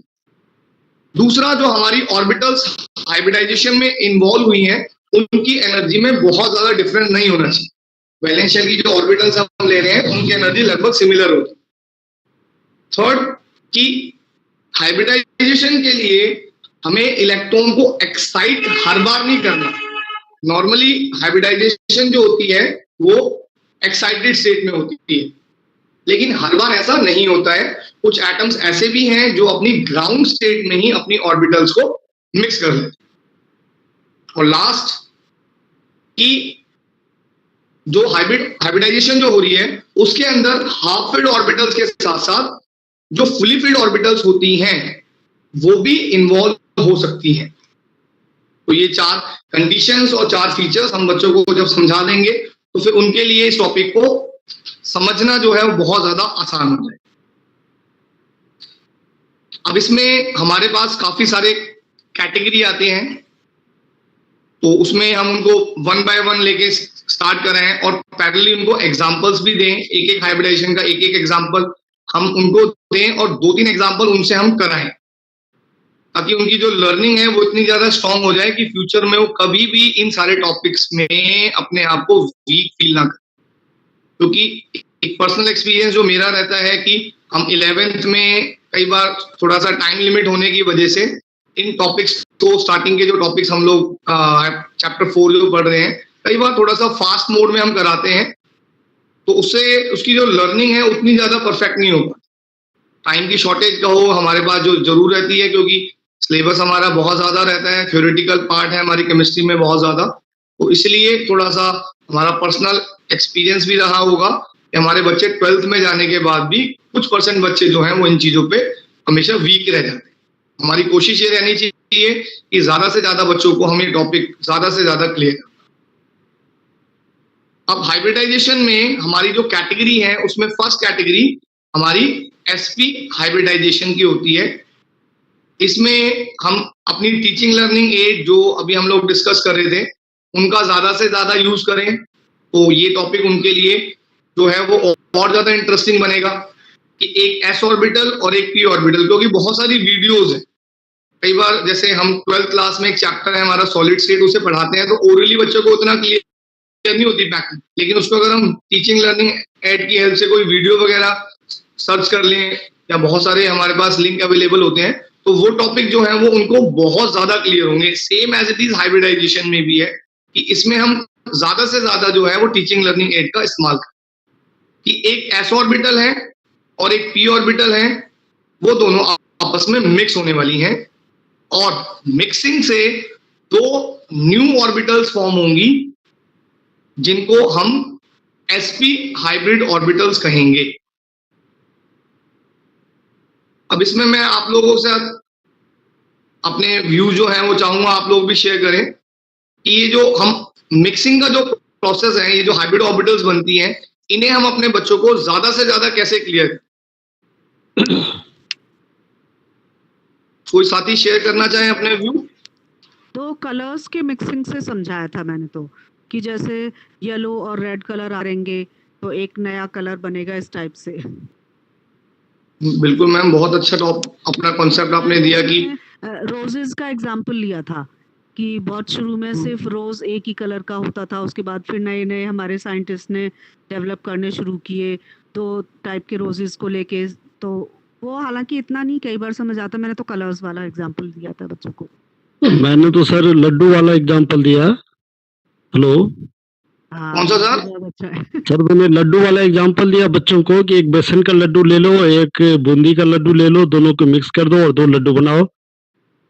बिल्कुल सर, ये तो बड़ा मजेदार एग्जांपल है बच्चों के लिए भी, इसको क्लियर करेगा उनको। जी जी, ये सारी चीजें सर देखो कि आप लोगों से सीखने को मिलती है हमें भी, कि अलग अलग जैसे एग्जांपल हम शेयर कर रहे हैं तो फ्यूचर में हमारे दिमाग में भी रहता है कि हाँ, हम भी अगली बार जब इस टॉपिक को पढ़ाएंगे तो ये वाला जो है हम भी एक्सपेरिमेंट करेंगे कि ये हम अपने बच्चों को बता पाए। तो हमारे जितने भी ये सारे के सारे इन सर्विस ट्रेनिंग प्रोग्राम होते हैं, ये हमें कहीं ना कहीं हर बार कुछ ना कुछ सिखाते ही, हमें कितना भी समझ आ जाता है, बट हमारी जो लर्निंग है वो एक लाइफ लॉन्ग प्रोसेस। ऐसे जल्दी समझ आ जाता है जो चीजें बच्चे यूज कर रहे होते हैं या डेली अपने आसपास देखते हैं तो उससे बहुत जल्दी डे टू डे लाइफ की जो चीजें हैं उन्हें केमिस्ट्री से जितना हम रिलेट करते हैं उतना ही हमारे बच्चों को केमिस्ट्री आसान लगती है। कई बार उन्हें भी लगता है कि ये थ्योरेटिकल चैप्टर है, तो कई बार बच्चे भी बोर हो जाते हैं इनको पढ़ते हुए, लेकिन अगर हम चाहें तो इसको हम ज्यादा से ज्यादा उन्हीं को एक होमवर्क दे दें कि बेटा कल आप लोग जो है वो इस वाली हाइब्रिडाइजेशन की कोई वीडियो वगैरह सर्च करके ढूंढ के लाओ और उसके बाद आप जो है इसे एक्सप्लेन करो। ये एक बहुत अच्छा प्रोसेस होता है जिससे बच्चे भी जो है इंटरेस्ट लेंगे कि हाँ सर, जैसे मैं अपने बच्चों को लास्ट में रिवीजन के टाइम पे हर टॉपिक डिस्ट्रीब्यूट कर देता हूँ कि आपको ये टॉपिक बच्चों को कल प्रिपेयर करके आना है और क्लास में आपकी प्रेजेंटेशन होगी, तो उससे बच्चे भी एक्टिव करते हैं। लास्ट में रिवीजन के टाइम में मैम एक मेरा जो पर्सनल एक्सपेरिमेंट है कि मैंने अपने बच्चों को टॉपिक डिस्ट्रीब्यूट कर दिए कि बेटा ये टॉपिक आप कल पढ़ाओगे और सामने वाले बच्चे जो है वो डाउट पूछेंगे आपसे। तो इससे क्या है, लर्निंग उस बच्चे की भी स्ट्रांग हो रही है और सामने वाले को भी लग रहा है कि हाँ कल को मुझे भी टॉपिक देगा तो मैं इससे ज्यादा अच्छा प्रेजेंट। सो इसमें हमने जैसा बताया कि एक एस ऑर्बिटल एक पी ऑर्बिटल के साथ मिक्स होगी और हमारी 2 नई ऑर्बिटल फॉर्म होंगी जिनको sp हाइब्रिड ऑर्बिटल्स कहते हैं। यहां पर हम अपने बच्चों को एस कैरेक्टर का इंट्रोडक्शन जरूर करा दें कि how to calculate S character and P character. बहुत आसान सा फॉर्मूला है, जब भी हमें एस कैरेक्टर निकालने हो नंबर ऑफ एस ऑर्बिटल एक ही रहने वाली है, divide by total number of orbitals into 100, simple S character और पी कैरेक्टर कैलकुलेट। और उन्हें ये जरूर बताएं कि इस टॉपिक को हमें आगे यूज करना है। वो आपसे पूछेंगे कि इसका क्या यूज है, हम ऑर्गेनिक में इसको यूज करते हैं, वहां पर इसको हम और बेटर ढंग से जस्टिफाई कर पाए कि ये चीज हमने चैप्टर 4 में सीखी हुई। इस हाइब्रिडाइजेशन में जो 2 नई ऑर्बिटल्स फॉर्म होती हैं वो अपने आप को 180 एंगल पे इंक्लाइन करती है। तो ये 2 ऑर्बिटल हमें नजर आ रही हैं, इसमें 180 डिग्री का एंगल है और इस ज्योमेट्री को हम लीनियर ज्योमेट्री का नाम देते हैं। अब इसके बाद हमें कोई भी एक एग्जांपल जो है वो बच्चों को प्रॉपर तरीके से फॉलो करते हुए, स्टेप्स को फॉलो करते हुए उन्हें समझा देना है कि बेटा जैसे BeCl2 का एग्जांपल ले लिया या BH2 का एग्जांपल हमने ले लिया और उन्हें इसी तरीके से सेंट्रल एटम की हाइब्रिडाइजेशन ही होगी। उसके बाद सेंट्रल एटम की हाइब्रिडाइजेशन के बाद जो हाइब्रिड ऑर्बिटल्स बन जाएंगी वो फिर हमारे साइड एटम्स जो भी हैं उसके साथ में लगे हुए उनकी एटॉमिक ऑर्बिटल से ओवरलैप करके बॉन्ड बना। नेक्स्ट sp2 हाइब्रिडाइजेशन में सेम वही चीज होगी, उनको ये क्लियर करना है पहले कि आप एक s ऑर्बिटल ले रहे हो और एक p ऑर्बिटल ले रहे हो, 2 p ऑर्बिटल ले रहे हो, उनकी इंटरमिक्सिंग करनी है। अब इसमें जो हमारे लिए एक बेसिक इंफॉर्मेशन बच्चे को देनी है कि हमारा जो नॉर्मल एक्स एक्सिस होता है मैथ्स के अंदर, जो एक्स एक्सिस लेते हैं हम नॉर्मली ग्राफ बनाते हुए, उसे हमारी एनसीईआरटी ने आईयूपीएसी कन्वेंशन के अकॉर्डिंग फॉलो करते हुए जेड एक्सिस का नाम दिया हुआ है। तो ये जो जेड एक्सिस वाला कॉन्सेप्ट है ये हमें उन्हें जरूर बताना है कि जो हॉरिजॉन्टल आप देख रहे हैं ये आपका केमिस्ट्री में जेड एक्सिस लिया जाता है। और उसके बाद मिक्सिंग से जितनी हमारी हाइब्रिड ऑर्बिटल्स बनेंगी उनका एंगल कितना है, उनकी शेप का नाम क्या है, वो सारी बातें उनको डिलीवर्ड करनी है कि भाई 3 ऑर्बिटल मिक्स हुई हैं, तीनों ऑर्बिटल जो है वो 120 डिग्री एंगल पे इंक्लाइन होगी और इसको हम ट्राइगोनल प्लेनर ज्योमेट्री का नाम देते हैं। इसमें भी आपको एक सूटेबल एग्जांपल ले सकते हैं, बोरोन ट्राइक्लोराइड, बोरोन ट्राइफ्लोराइड का एग्जांपल लेके आप उन्हें समझा सकते हैं कि इस तरीके से मॉलिक्यूल का फॉर्मेशन होता है और उन्हें जरूर बोलिए सर। सर बच्चों को काफी कंफ्यूजन होती है शेप, स्ट्रक्चर और ज्योमेट्री में, तो वो कैसे हम बताएं उनको? सर ज्योमेट्री में तो हम उन्हें देखो इस तरीके से बता सकते हैं, जैसे अभी हम पेन का एग्जांपल ले रहे थे कि अगर सारे बॉन्ड्स बने हुए हैं यानी कि सारे एटम जुड़े हुए हैं तो उस टाइम पे हम उसको ज्योमेट्री का नाम देते हैं।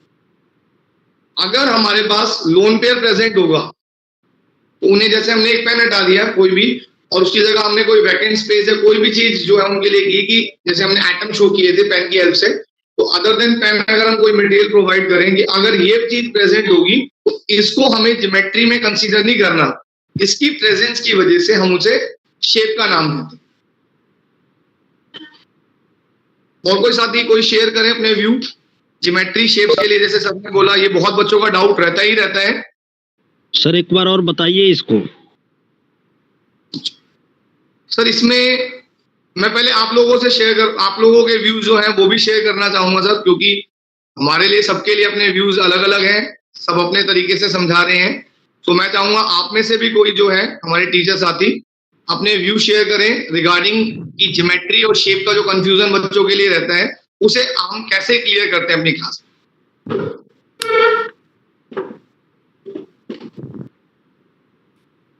कोई भी टीचर साथी अपने व्यू शेयर करें। सर जैसे हम तो ऐसे बताते हैं कि जो ज्योमेट्री है वो हर जगह पर अरेंजमेंट ऑफ इलेक्ट्रॉन पेयर है। इलेक्ट्रॉन पेयर कुछ भी हो सकता है, लोन पेयर भी और बॉन्ड पेयर भी। तो जहाँ पर सिर्फ बॉन्ड पेयर है तो वहाँ पर उसकी ज्योमेट्री ही शेप हो जाती है। लेकिन जहाँ पर हमारे पास लोन पेयर और बॉन्ड पेयर दोनों चीज़ें प्रेजेंट है, वहाँ पर ज्योमेट्री में हमारे पास सिर्फ क्या आता है, लोन पेयर और बॉन्ड पेयर दोनों काउंट करेंगे हम, और शेप में वो चीज़ हमारे पास चेंज हो जाती है। जैसे हम H2 की बात करें तो उसमें 2 लोन पेयर है, 2 बॉन्ड पेयर है, तो उनमें इलेक्ट्रॉन पेयर का अरेंजमेंट तो टेट्राहेड्रल ही रहेगा वो उसकी जो, लेकिन हमारे पास उसकी जब हम शेप लिखेंगे के लोन पेयर को कंसिडर नहीं करते। धन्यवाद मैडम अपने व्यू शेयर करने के लिए। और कोई साथी अपने व्यू शेयर करना चाहें? ज्योमेट्री को तो हम जब लाइन और एंगल्स में दिखाते हैं तो ज्योमेट्री बनता है वो। बिल्कुल एंगल दिखाते हैं, लाइन और एंगल्स में दिखाते हैं, ज्योमेट्री बनता है। शेप में ऐसा कुछ होता नहीं कि लाइन और एंगल्स दिखाया जाए। बिल्कुल बिल्कुल सर, जैसे हम ज्योमेट्री में जैसे सर ने बताया कि बिल्कुल हम उसमें एंगल्स वगैरह बना रहे हैं सेंट्रल एटम के साथ में, तो उन्हें ये चीज हर किसी का अपना अपना तरीका है, हम लोग जैसे भी उसे एक्सप्लेन कर रहे हैं उन्हें बस मेन चीज ये जो बता देनी है, जैसा कि अभी मैडम ने बताया था कि अगर उसमें लोन पेयर आ जाते हैं तो लोन पेयर जो है उसकी ज्योमेट्री को कन्वर्ट कर देते हैं एक नई फॉर्म में, जिसको हम उसकी शेप का नाम दे रहे हैं। और जहां हमारे पास सिर्फ और सिर्फ बॉन्ड पेयर प्रेजेंट है, वहां हम ज्यादा इंफेसिस जो वर्ड यूज ज्यादा इंफेसिस देते हैं वर्ड पे, वो हमारा ज्योमेट्री रहता है कि इसकी टेट्राहेड्रल ज्योमेट्री। और कोई साथी अपने व्यू शेयर करना चाहे इसके रिगार्डिंग? इसका मतलब ये हुआ कि जो अरेंजमेंट है उसको हम कहेंगे ज्योमेट्री, और उस अरेंजमेंट की वजह से वो मॉलिक्यूल दिख कैसा रहा है वो उसका शेप हो गया। बिल्कुल मैडम, बिल्कुल मैडम, जैसे अरेंजमेंट जो है वो तो अरेंजमेंट हमारी सेम ही रहती है, जैसे मैडम ने अभी एग्जांपल दिया था, ऐसे अमोनिया का भी एग्जांपल है, उसमें भी जो अरेंजमेंट रहती है वो टेट्राहेड्रल ही रहती है इलेक्ट्रॉन पेयर की, लेकिन क्योंकि एक का हम एंगल ही शो नहीं कर रहे, एंगल तो हम सिर्फ नीचे वालों को शो कर रहे हैं, तो ऐसा आप लोगों ने बताया बिल्कुल सेम इसी तरीके से हम इसे एक्सप्लेन कर सकते हैं अपने बच्चों को कि ये हमारी ज्योमेट्री होगी, अरेंजमेंट को लेके देखेंगे, और अगर हम सिर्फ बॉन्ड पेयर की अरेंजमेंट से देखेंगे तो वो हमारी शेप है। धन्यवाद आप लोगों को। एक सर जनरल क्वेरी रहता है बच्चों का कि हम जब एस ऑर्बिटल दिखाते हैं तो सर्कुलर दिखाते हैं और पी को डम्बल में दिखाते हैं, और जब हम हाइब्रिडाइज ऑर्बिटल दिखाते हैं उसमें हम सर्कल कहीं दिखाते ही नहीं, यानी एस वाला, जो किसी किसी बुक में तो है और लगभग सभी बुक में नहीं है। तो बच्चे कहते हैं कि सर ये सर्कुलर वाला जो था आपका एस वाला, ये कहाँ गायब हो गया? सर इसमें हम वही जो वीडियो, जो हम अगर वीडियोस की हेल्प लें तो बच्चों को ना ज्यादा, जैसे मिक्सिंग का मैडम ने अभी बताया था कि 2 कलर हमने मिक्स किए और उससे हमारा एक नया कलर बन गया। तो ऐसे ही हम इसमें जब वीडियोस का थोड़ा सा यूज करेंगे, अलग अलग जो वीडियोस हमारे पास अवेलेबल है, तो वो लगभग उनकी क्वेरी को खत्म कर देगा कि हाँ ये दोनों चीजें मिक्स हुई और इनकी हेल्प से नई जो ऑर्बिटल है वो बन के तैयार हुई। जैसे कि भाई मेरा एक पुराना मकान है, मैंने उसे तोड़ दिया, तो जो नया मकान बनेगा वो तो पुराने से अलग ही दिखेगा। अलग अलग एग्जाम्पल्स हैं जिन्हें आप यूज करके उन्हें समझाते हैं कि जो नई चीजें बनती हैं उनकी जो कैरेक्टरिस्टिक्स होती है वो पुराने वालों से डिफरेंट हो जाती है।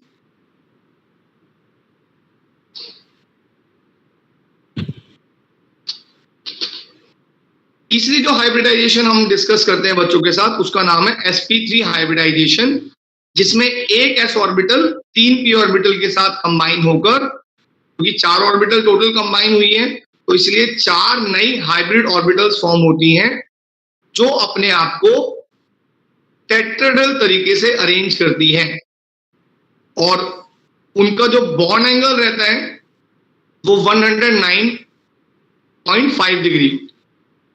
इसमें भी आप एक कोई सुटेबल एग्जांपल ले लें, मीथेन के एग्जांपल ले सकते हैं। मीथेन हमारे पास है और अमोनिया है हमारे पास, उसमें भी हमारी sp3 हाइब्रिडाइजेशन है।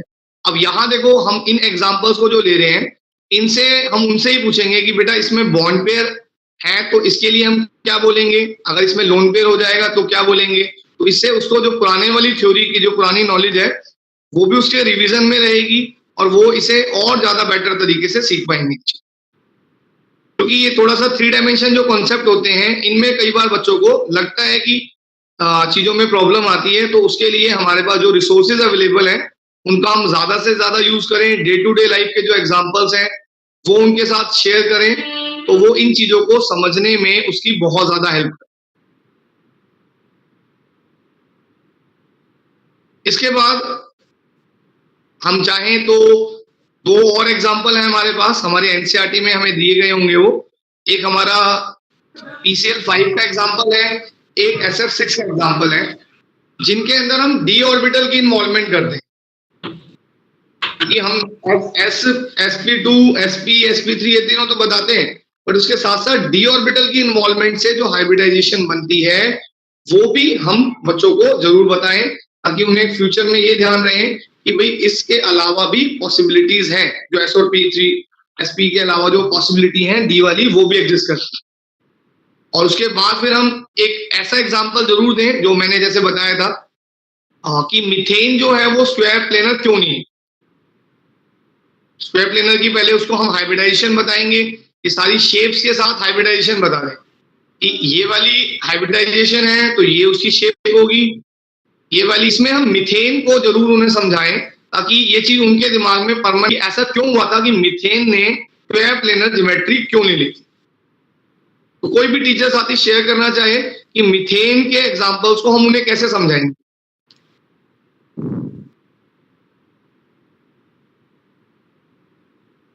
स्क्वायर प्लेनर में हमारे पास जो हाइब्रिडाइजेशन आती है उसमें d ऑर्बिटल इन्वॉल्व है, लेकिन कार्बन के पास हमारे पास d ऑर्बिटल है ही नहीं। तो इसके हेल्प से हम उसको मीथेन की हाइब्रिडाइजेशन और शेप समझा सकते हैं कि जो हमारे पास स्क्वायर प्लेनर के लिए d ऑर्बिटल चाहिए वो कार्बन के पास अवेलेबल नहीं है। तो ऑर्बिटल तो कार्बन भी 4 ही यूज कर रहा है, एक s और 3 p उनको ही इंटरमिक्स कर रहा है, लेकिन क्या बना रहा है, sp3 ऑर्बिटल बना रहा है, जिसकी वजह से उसका जो अरेंजमेंट गया वो टेट्राहेड्रल गया, स्क्वायर प्लेनर नहीं गया। धन्यवाद मैडम। और ये जो एग्जांपल है ये हमारे बच्चों की उस क्वेरी को शांत करता है जो क्वेरी VSCPR मॉडल में उनके दिमाग में आई होगी कि भाई AB4 जो है वो टेट्राहेड्रल ही क्यों रहेगा।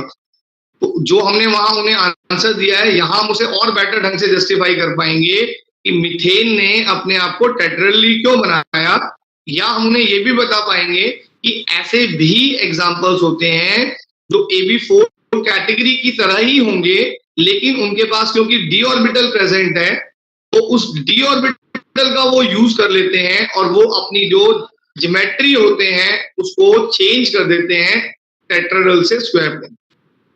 एक दो प्रैक्टिकल एग्जांपल हम ये वाले देंगे तो उसको और ज्यादा थोड़ा सा अच्छा लगेगा और उसे जो शायद उसके मन में डाउट रह भी गए हो बाय चांस वीएससी थ्योरी को पढ़ने के बाद, तो ये जो हाइब्रिडाइजेशन की थ्योरी हम उसे पढ़ाते हैं, इससे हम लोगों ज्यादा से ज्यादा अच्छे ढंग से उसे समझा पाएंगे कि ऐसा क्यों है कि उसमें हमारे पास दो ऑप्शन है।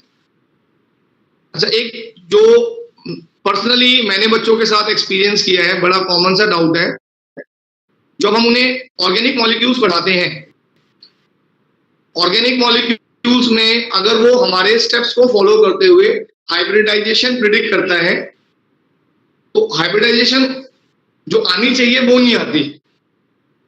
ऐसा क्यों? क्योंकि जैसे मैंने एग्जांपल दिया बच्चे को, BeCl2 का एग्जांपल दिया, तो मैंने उसको बता दिया कि भाई बेरिलियम के पास 2 ऑर्बिटल में इलेक्ट्रॉन है, उन्होंने उन 2 इलेक्ट्रॉन्स को यूज करके ये वाली हाइब्रिडाइजेशन बना दी।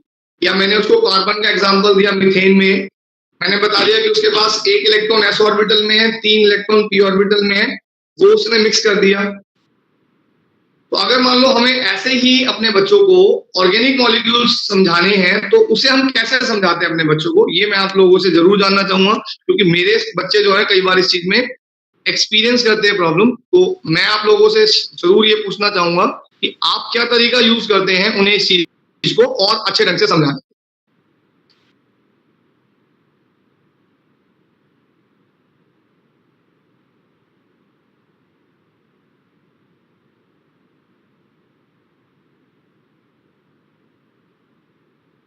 कोई भी टीचर चाहती है अपने व्यूज शेयर करना चाहे।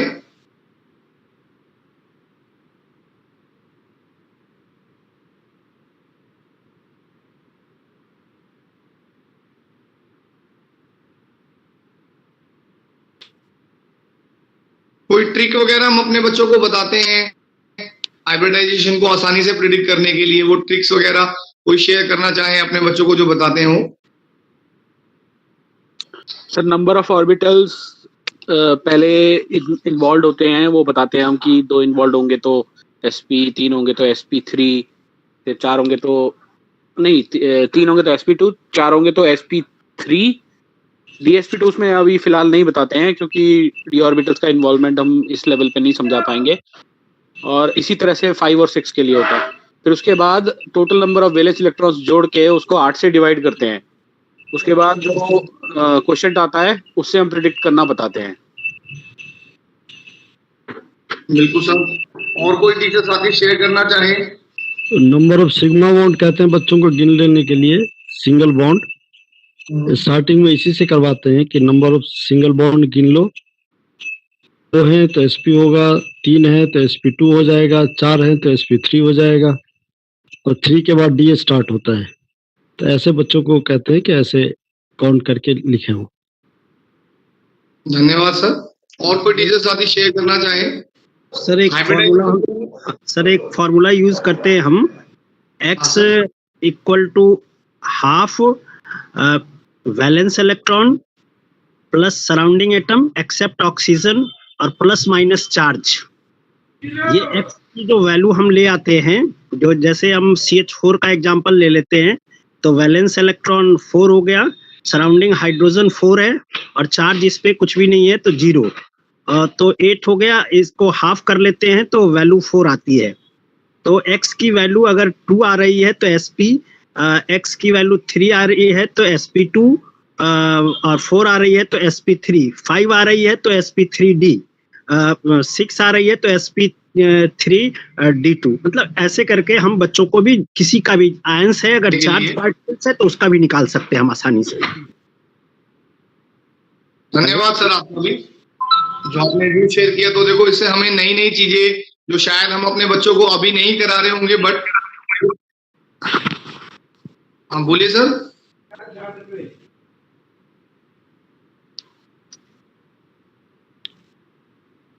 कोई और साथी अपना व्यू शेयर करना चाहता है?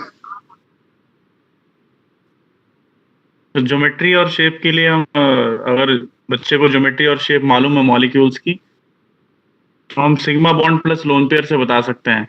तो sigma bond plus lone pair हम काउंट करने के लिए बोलेंगे बच्चों को। अगर 2 आएगा तो sp, 3 आएगा तो sp2, 4 आएगा तो sp3, इस तरीके से 5 आएगा तो sp3d, 6 आएगा तो sp3d2।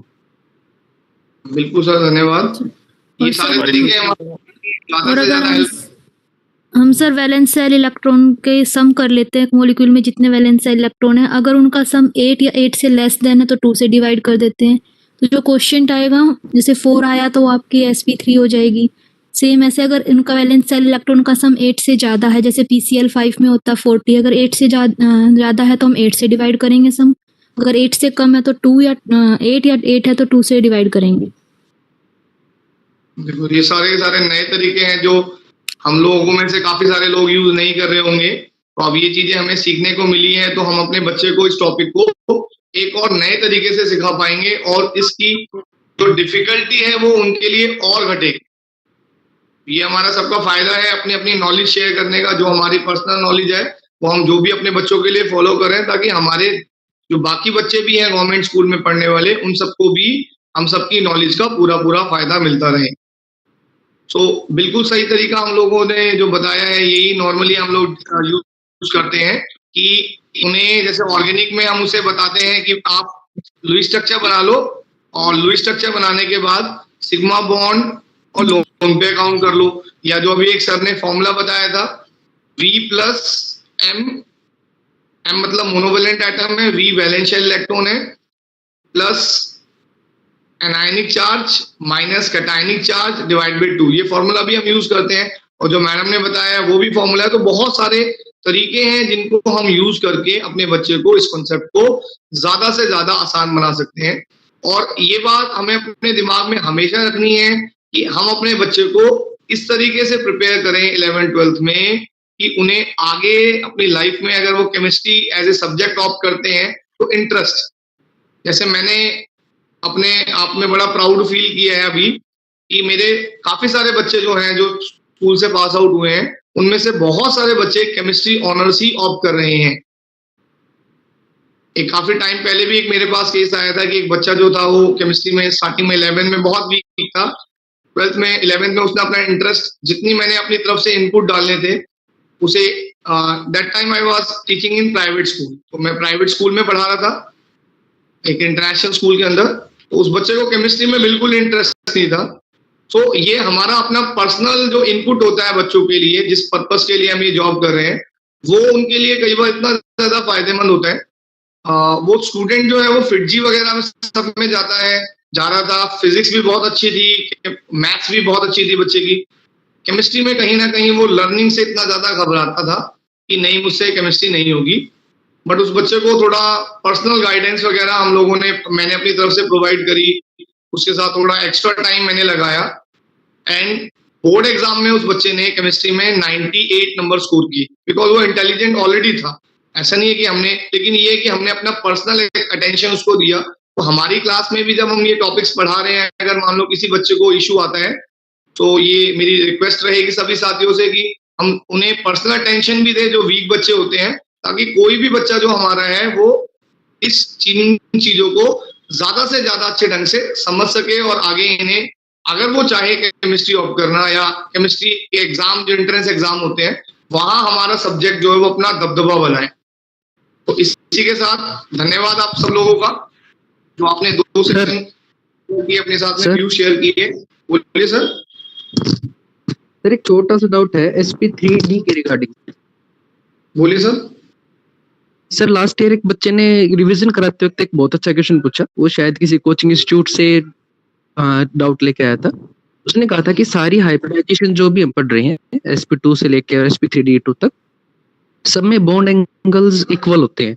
आप कोई भी चेक करके देखो, 180 आ गया है, फिर उसके बाद 120, 109.28, लेकिन sp3d में आपके पास 3 तरह के बॉन्ड एंगल्स होते हैं। तो वो कह रहा था कि सर इसमें अगर हाइब्रिडाइजेशन की डेफिनेशन कहूँ तो सभी बॉन्ड एंगल्स इक्विवेलेंट होने चाहिए, लेकिन इसमें बॉन्ड एंगल्स इक्विवेलेंट नहीं है।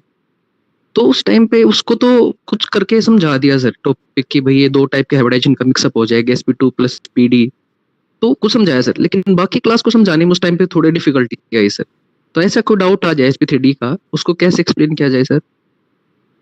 सर जैसे हाइब्रिडाइजेशन में जो शेप्स की बात की गई है वो हम देखो बच्चों को थोड़ा हाईलाइट करें, जैसे ये पॉइंट जो अभी हमने डिस्कस किए उसमें हम उसे हाईलाइट करके बताएं कि जो हमारी हाइब्रिडाइजेशन है वो हमें समझा रही है कि हमारी ऑर्बिटल की मिक्सिंग के बाद जो नई ऑर्बिटल्स बनेंगी उन सबकी शेप्स जो हैं और जो उनके एंगल्स हैं और शेप के साथ वाली उनकी जो एनर्जी है वो इक्विवेलेंट होगी।